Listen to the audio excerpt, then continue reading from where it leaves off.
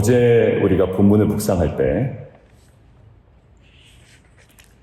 발람이 하나님께로부터 들은 메시지가 몇 개인 줄 아세요? 굳이 세구나 하자면 어제 본문을 한번 보시고 넘버링을 한번 해보시죠. 9절 이하를 보면 돼요. 하나님이 발람에게 임하여 말씀하시되, 이 사람들이 누구냐, 이런 대화, 일상적인 빌드업을 위한 대화 말고, 자, 첫 번째 메시지 뭐냐면 12절 후반부부터 나오는데, 그들과 함께 가지 말라. 두 번째, 저주하지도 말라. 세 번째, 그들은 복을 받은 자들이니라. 지금 발람에게 인풋이 몇 개가 됐어요? 3개. 가지 말고, 저주하지도 말고, 그 모든 것들을 아우르는 총체적인 이유는 뭐냐면 그들은, 이스라엘 백성들은 복을 받은 자들이다. 그러면 발람이 인풋 3개에 아웃풋 몇 개 했는지 한번 어제 본문 보시죠. 발람이 13절 아침에 일찍 일어나 발락의 귀족들에게 이르되 뭐라고 얘기합니까? 너희는 너희 땅으로 돌아가라. 여호와께서, 그 다음에 이제 여호와께서 하면 여호와께서 하신 말씀이 기록이 되어야 되겠죠. 내가 너희와 함께 가기를 허락하지 아니하시느니라. 3개가 인풋이 됐는데 하나만 아웃풋을 합니다. 자, 다시요. 하나님께서 3개를 발람에게 인풋 넣어주셨는데 발람은 아웃풋 하나만 합니다. 제대로 하려면 어떻게 해야 돼요? 여호와께서 내가 너희와 함께 가기를 원치 않는다. 그리고 그 백성을 저주하지 않기를 원하신다. 왜냐하면 그들은 복을 받은 자들이기 때문이다. 이게 3개의 인풋과 3개의 아웃풋을 균형 있고 완벽하게 전하는 통로가 되겠죠. 근데 좀 이상해요. 왜냐하면 오늘 이상한 장면도 나오는데 어제도 조금 이상했다. 이것들을 전제로 놓고 이야기를 해야 됩니다. 왜냐하면 발람에 대한 신약의 평가는 좋지 못하기 때문이에요. 그리고 사실 민수기 후반부에 보면 발람의 꾀였다라고 이야기하면 나중에 이 이스라엘 백성이 음란에 빠진 이 모든 것들이 발람의 꾀였다라고 이야기를 하니, 이게 갑자기 발람이 가닥 돌아갔나, 아니면 뭔가 이렇게 정리되지 않은 마음이 있었나 라고 한다면 후자에 더 가깝습니다. 뭔가 정리되지 않은 마음이 있었고, 이것들이 오늘 본문에서 하나씩 그리고 어제 본문에서도 조금씩 노출되기 시작하죠. 어제 어떤 인물에 우리가 주목했어요? 제가 다시 녹음해드렸지만 보충해서 어제는 발락에 대해서 우리가 주목을 했다면 오늘은 발람의 보이지 않는 내면, 그러나 무리가 되지 않습니다. 왜냐하면 발람에 대한 평가가 명확하기 때문에 드러나지 않았던 그 내면의 그 모습을 통해 우리의 모습을 조금 비춰보는 시간이 되었으면 좋겠습니다. 발람의 첫 번째 모습을 보려고 그러는데, 첫 번째는 완강함 속에 담긴 발람의 연약함입니다. 어디 속에 담겨요? 완강함 속에 담긴 발람의 연약함. 발락이 오늘 본문을 보면 굉장히 발람을 설득하려고 그러죠. 내게로 오라. 아무것도 거리끼지 말고 내게로 오라. 너를 높이겠다. 존귀하게 하겠다. 네가 나한테 말하는 것은 무엇이든지 내가 시행하겠다. 굉장히 큰 보상을 약속하며 발람을 설득하려 합니다. 근데 발람의 태도를 한번 보세요. 18절 한번 함께 읽겠습니다. 시작. 발람이 발락의 신하들에게 대답하여 이르되 발락이 그 집에 가득한 은금을 내게 줄지라도 내가 능히 여호와와 내 하나님의 말씀을 어겨 덜하거나 더하지 못하겠노라. 이게 완강함이다. 단호함이죠. 대단한 발람 같아요.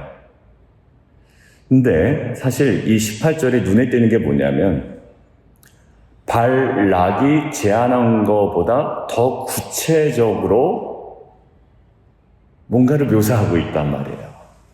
은금 얘기한 적 없어요. 그냥 이렇게 얘기했습니다.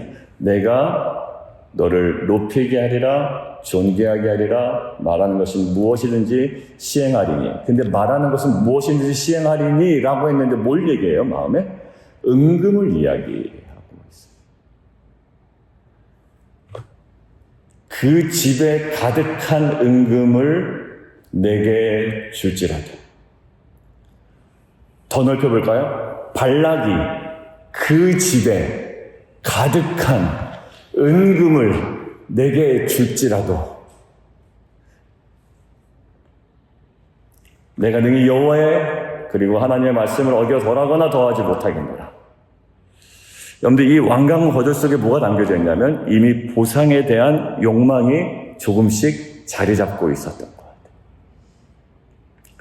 왜 그러냐면 아까 우리가 좀 찾아보겠다고 그랬죠. 베드로 후서 한번 찾아보겠습니다. 베드로 후서요.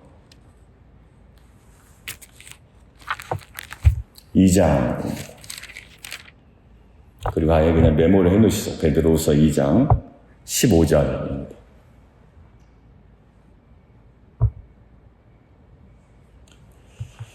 여러분들 이제 왜 요거를 찾냐면 너무 일방적인 편향적인 해석이 안 되도록 묵상이 안 되도록 이제 근거를 말씀해 드린 겁니다. 어제 제가 다시 녹음해 드린 것도 그런 이유예요.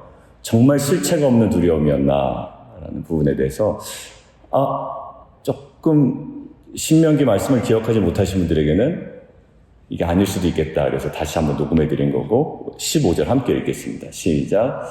그들이 바른 길을 떠나 미혹되어 부올의 아들 발람의 길을 따르는도다.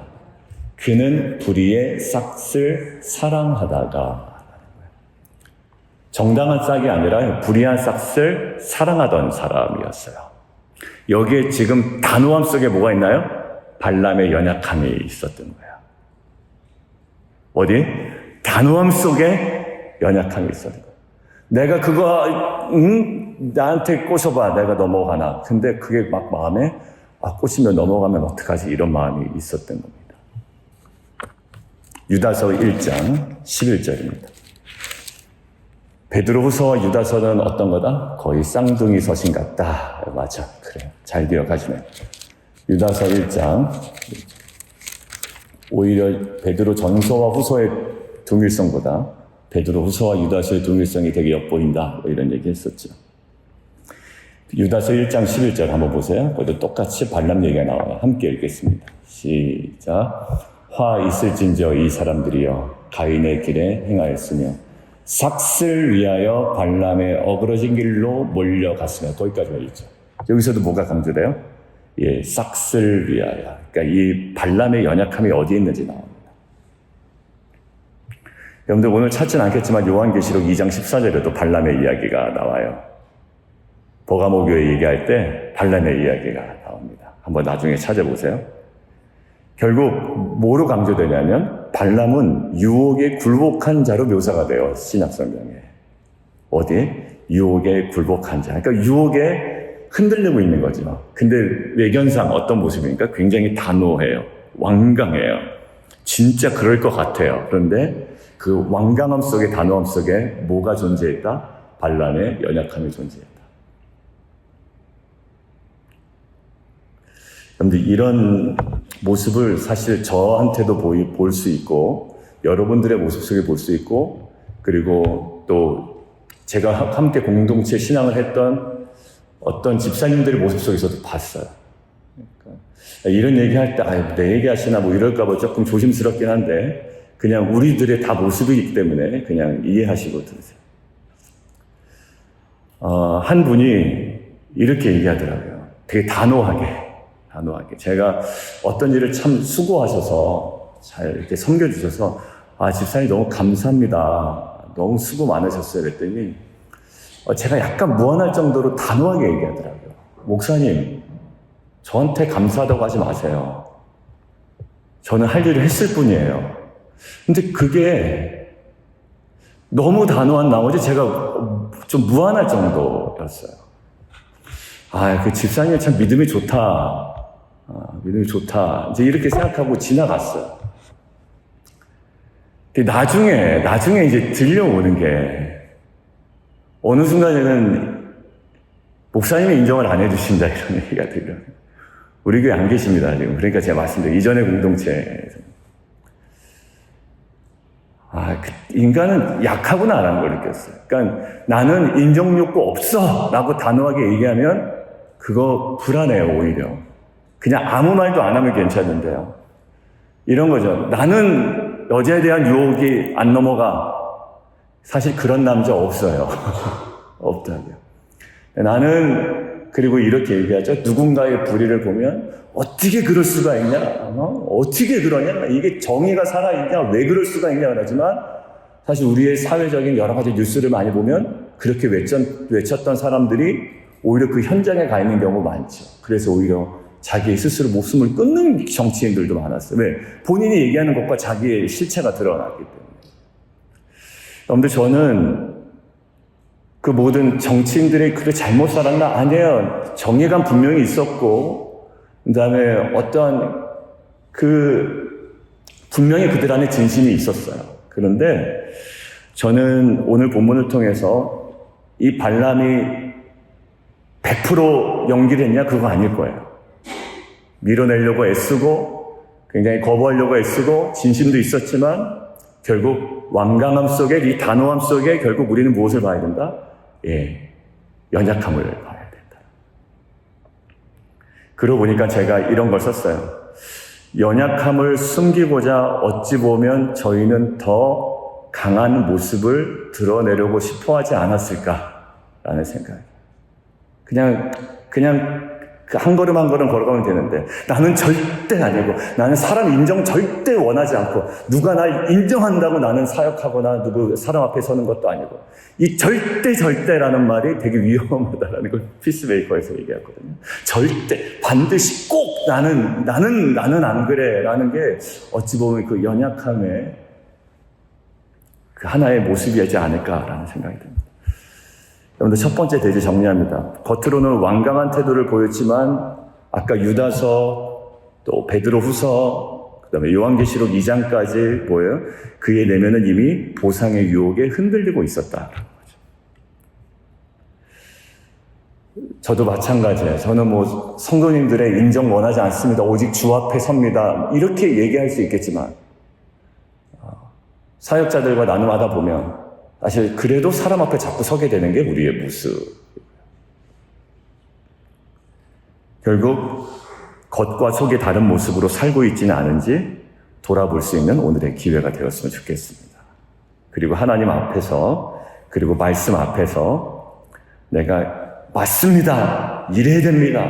교회는 이래야 되고 우리는 이래야 되고 하지만 그 숨은 동기와 욕망을 점검해야 할 오늘 하루의 모습이 분명히 우리에게 허락되는 줄 믿습니다. 두 번째는요.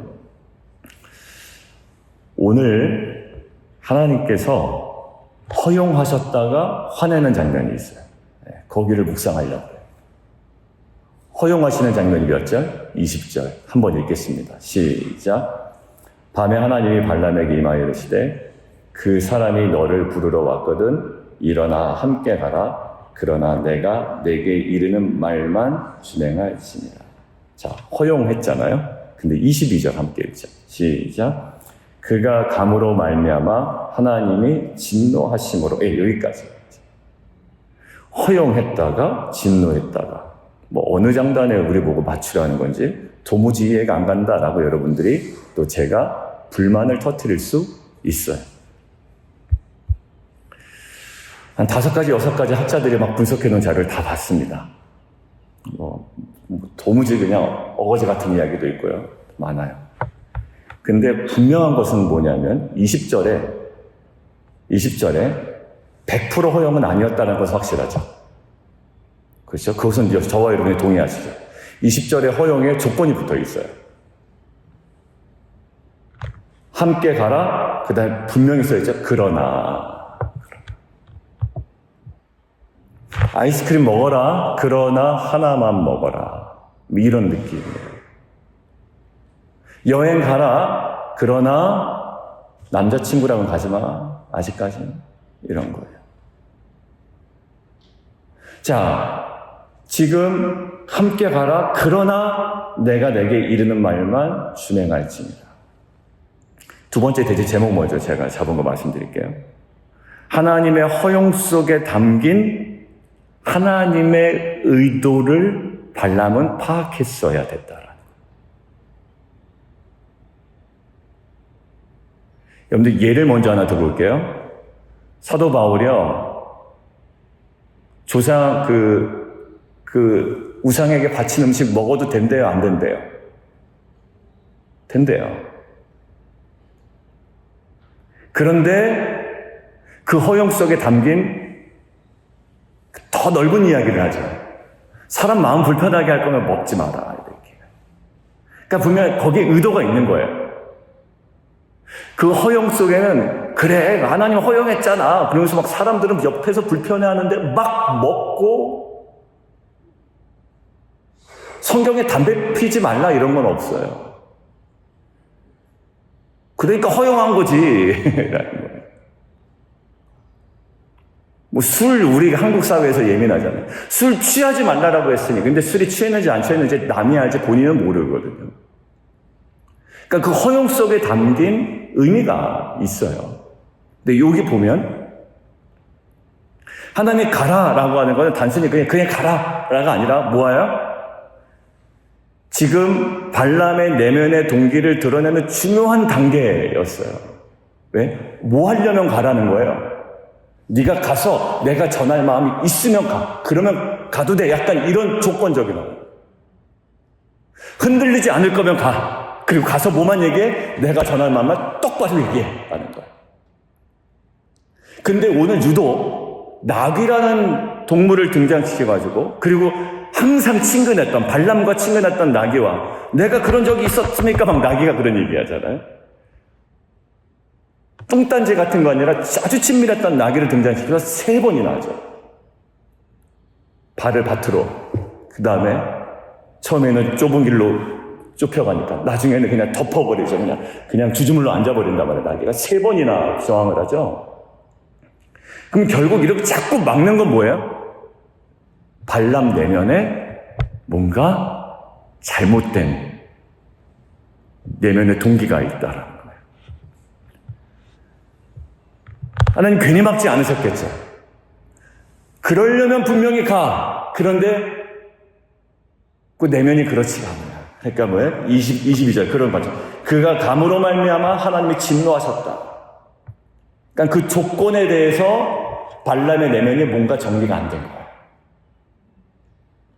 여러분들 우리가 가라라는 말만 듣고 막 갑니다. 그런데 하나님은 가라라는 말 내면에 우리가 어떤 모습에서 준비되기를 원했는지 분명히 말씀하실 때가 있어요.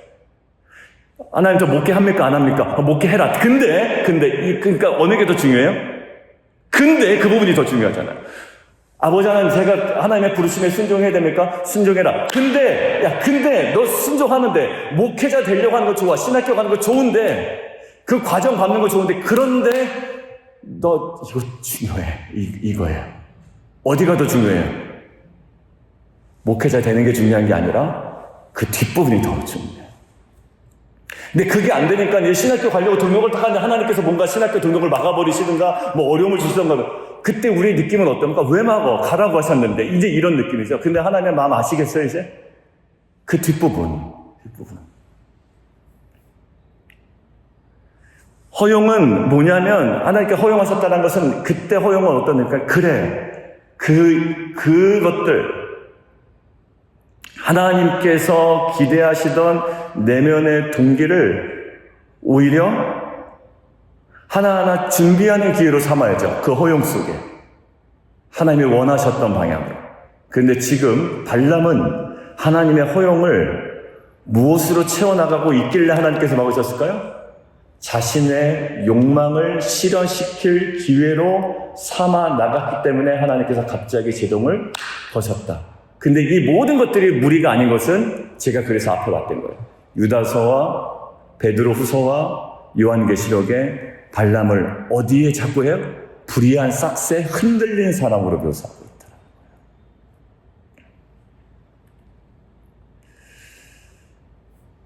네, 발람의 길을 자꾸 하나님은 막지만 발람은 깨닫지 못하고 나귀를 때리기만 합니다. 그러니까 결국 자신의 모습을 통해서 발람이 나귀가 말을 안 듣죠. 이상하리만큼. 근데 그게 하나님이 발람으로 하여금 깨닫기를 원하시는 발람의 모습이었어요. 제 묵상이 아니라 학자들의 대다수 의견입니다. 나귀의 모습이 발람에게 이상하게 보였죠. 근데 바로 그 모습이 하나님 보시기에 이상하게 보이는 발람의 모습이었다. 3번이죠. 성경에서 3번은 의미심장합니다. 결국 허락하셨지만 내면의 동기를 점검하는 기회가 됐어야 돼요. 그 허용은. 그래, 하나님께서 나를 보내시는 목적이 있다. 흔들리지 말아야지. 그 기회로 삼았어야 되지만 오히려 자신의 욕망을 채우는 기회로 삼았습니다. 여러분들 2번째 대지의 결론을 맺어요. 우리 안에 허용이 됐습니다. 다 해도 돼요. 다 허용된 겁니다. 그런데 그 허용된 기회를 욕망을 채우는 기회가 아니라 하나님 앞에 전적인 순종으로 나아가는 기회로 삼는 저 여러분 되기를 주님의 이름으로 축원합니다. 너무 중요한 메시지였어요, 저에게. 그래, 이렇게 해도 되고 저렇게 해도 되고 저 속으로 가도 되고 저 속으로 가도 되고 있죠. 근데 분명한 하나님의 허용 속에는 내 내면을 정리해 가라는 기회예요. 근데 오히려 내 욕망을 계속 채우려는 무분별한 기회로 삼으면 오히려 그 허용은 하나님의 진노하심으로 우리에게 분명하게 나타날 거예요. 결론입니다. 우리에게 하나님께서 허용하셨다고 해서 그 길이 100% 옳은 길이라는 건 아니에요. 우리가 온전히 드러내야 하는 우리의 모습이 있습니다. 그리고 발람은 겉으로는 완강했지만 내면은 이미 욕망에 흔들리고 있었습니다. 오늘날 우리가 동일하게 겪고 있는 갈등입니다. 허용된 기회를 자신의 욕망을 채우는 도구로 삼지 않고 하나님의 뜻을 더 정확하게 분별할 수 있는 기회로 삼는 저와 여러분 되기를 주님의 이름으로 축원합니다. 그리고 나귀의 경고처럼 하나님은 우리 주변의 작은 신호들을 통해 경고하세요. 작은 신호들을 통해 우리의 눈이 열려 그것을 깨닫고 순종하는 자가 되기를 주님의 이름으로 축원합니다. 함께 좀 기도하겠습니다.